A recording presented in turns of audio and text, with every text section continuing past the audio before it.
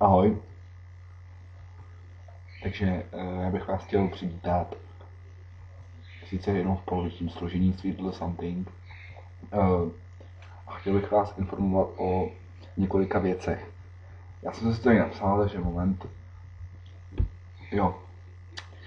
Chtěl bych vám říct, že Sweet Little Something bych chtěli založit vlog a nějak pravidelně přispívat svýma příspěvkama na net. A no podle toho, jaký by byl zájem a sledovanost našich videí, bychom v tom pokračovali.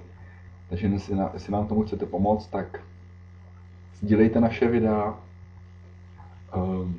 koukejte se na ně, hodnoťte je, posílejte přátelům a určitě nějak budeme produkovat další a další příspěvky.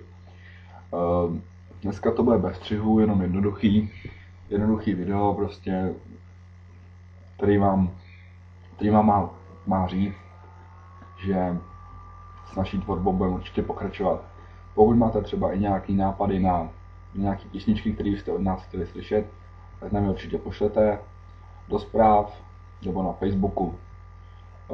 Určitě se časem objeví i nějaká fanouškovská stránka na Facebooku, kde se můžete přidávat a fandit nám, psát nám určitě rádi odpovíme, jak já, tak i nám. Tady to teď jako se sice není, ale určitě tu u příštího videa bude.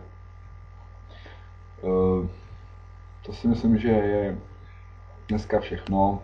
Já teď tady nebudu toho tolik říkat, protože chci, aby tady byl i Dan, že jsme tady byli v plném složení. Takže mějte se.